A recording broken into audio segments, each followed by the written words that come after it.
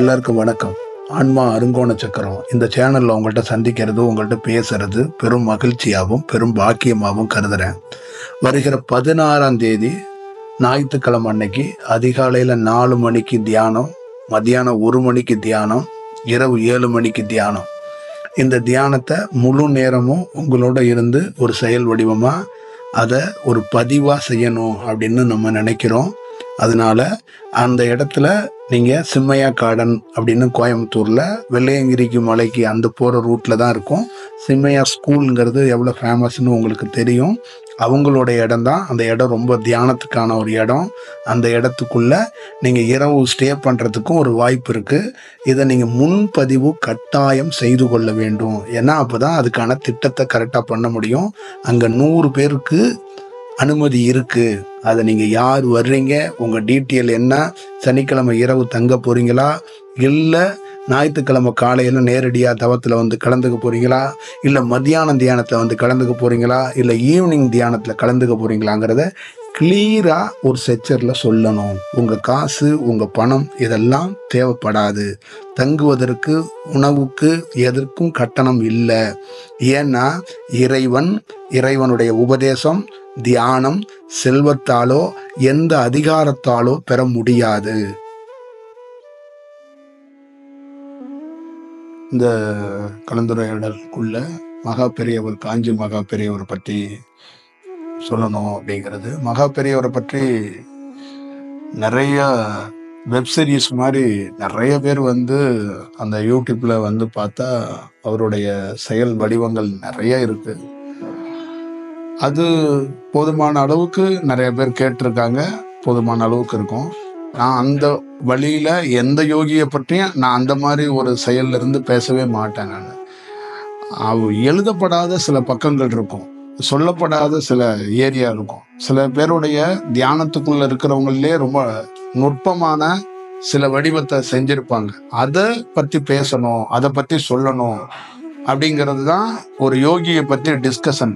இங்க இந்தியாவில் லட்சக்கணக்கான யோகிகள் இருக்காங்க. லிஸ்ட் எடுத்து பார்த்தா ஒரு 15லேருந்து 20 பேர் மட்டும்தான் பிரபஞ்சத்தோட தொடர்புல இருந்து வேலை செய்யறவங்களா இருப்பாங்க.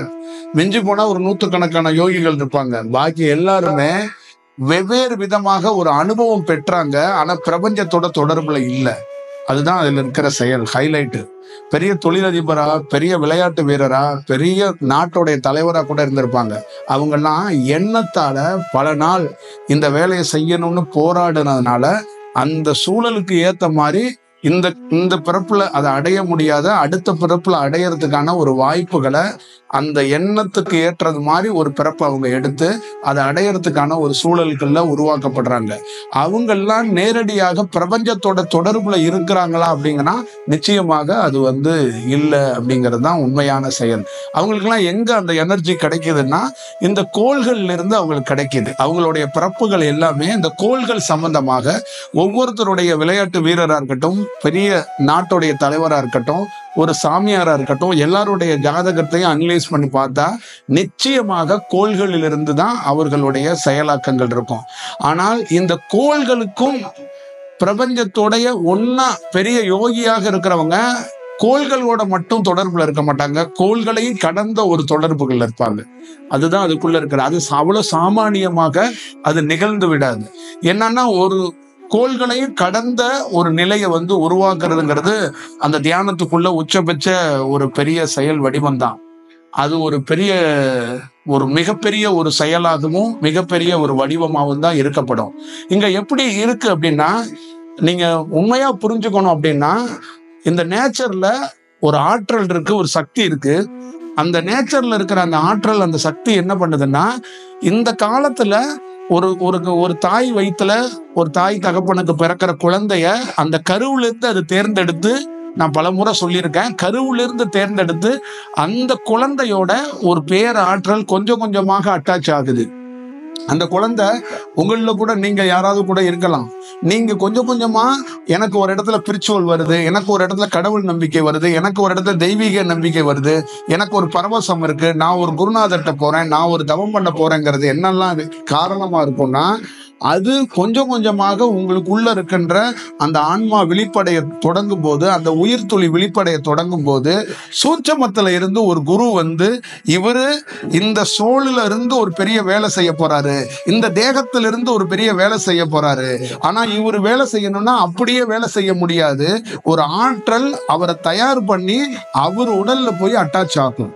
அந்த முழு செயல் அட்டாச் ஆகும். அந்த முழு செயல் அட்டாச் ஆனதுக்கு அப்புறம் அவருடைய செயல்பாடுகள் இருக்கும். இங்க எல்லா பேத்துக்கும் அப்படிதான். விவேகானந்தர் பிறக்கும் போது சாதாரண மனிதனா பிறக்கிறாரு. ராமகிருஷ்ணர் பிறக்கும் போது சாதாரண மனிதனா பிறக்கிறாரு.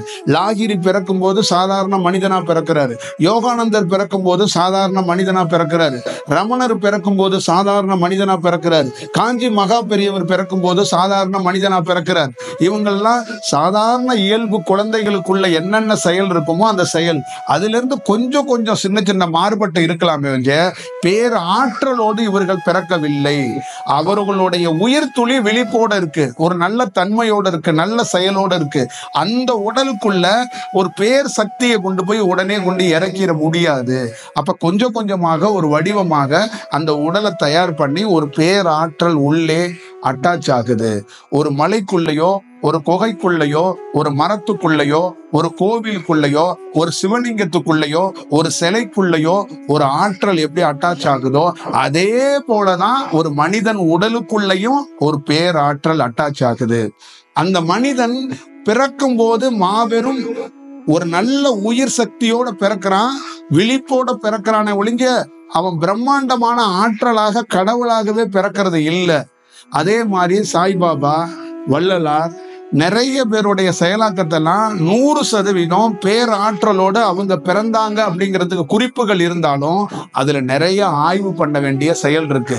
தவம் பண்ணி அனுபவம் பெற்றவங்க சொல்றது ஒரு வேற ஒரு வடிவத்திலிருந்து சொல்லுவான். ஆனா மக்களா அந்த வரலாறை படிச்சு அவங்க தெரிஞ்சு வச்சிருக்க வடிவம் வேற. இப்ப என்னன்னா, மகாவதர் பாபாவை ஒரு தாய் தந்தைக்கு பிறந்தாரா அப்படின்னு கேட்டா அது பிறந்தாருன்னு ஒரு குறிப்பு சொல்லுவாங்க. அது பிறந்தாரா பிறக்கலையாங்கிறது அனுபவம் பெற்றவங்களுக்கு தான் தெரியும். சாய்பாபாவுடைய தாய் தந்தை யாருன்னு யாராலையும் அவ்வளவு அறுதிட்டு சொல்ல முடியாது. ஒரு அனுபவம் பெற்றவங்க அவர் எப்படி உருவானார்னு சொல்ல முடியும். அதே மாதிரிதான் வடலூர்ல இருக்கிற செயலையும் நீங்க நினைக்கிற மாதிரி வரலாறுக்குள்ள இருக்கிற செயல் மாதிரி இந்த ஊர்ல பிறந்தார், இங்க வளர்ந்தார், இங்க இருந்தார், சிதம்பரத்துல அனுபவம் பெற்றாருன்னு நீங்க வரலாறுகள்ல சொல்லலாம். ஆனா அதுக்குள்ள அதையும் தாண்டி ஒரு லேயர் இருக்கு, அதையும் தாண்டி ஒரு செயல் இருக்கு. நீங்க 6 திருமுறைகள் எழுதி இருக்கிறார். 6 திருமுறையை தாண்டி 1000 திருமுறைகள் அவருக்குள்ள இருக்கிற ரகசியம் இருக்கு. அதை எப்படி அறிய முடியும்? 6 திருமுறையை நீங்க கையில வச்சுக்கிட்டு ஐயா சொல்லிட்டாரு அப்படின்னு வடலூரை சார்ந்த எத்தனையோ பேர்கள் சொல்றாங்க. 6 திருமுறை உங்க கையில இருக்கு. 6000 திருமுறைகள் சொல்லப்படாத வடலூரை பற்றி ரகசியம் தியானத்தால மட்டும்தான் அறிய முடியும். தியானத்தால இல்லைன்னா இதை அறிய முடியாது. இது எழுத்து வடிவத்துல கொடுக்க முடியாது. அதே போலதான் காஞ்சி மகா பெரியவருக்கும் அவருக்குள்ள இருக்கிற செயலும் பாக்குறவங்களுக்கு அவர் ஒரு சாமியார் போல இருக்கும், சாமியார் தோற்றம் போல இருக்கும். அவர் ஒரு இந்து மதத்தை சார்ந்த பெரியவர் போல இருக்கும், அவர் பிராமண மதத்துக்காக தோற்றி வைக்கப்பட்டது போல இருக்கும். ஆனா அதெல்லாம் தாண்டி சிவனுடைய இன்னொரு வடிவத்துக்குள்ளிருந்து தோற்றப்பட்டவர், சிவனுடைய மறுபிரதி அப்படி என்று சொல்லலாம். ஒரு ஆற்றல், ஒரு சக்தி, ஒரு பேர் செயல் இந்த பிரபஞ்சத்துல ஒரு பெரிய வடிவத்துக்குள்ள இருக்கு.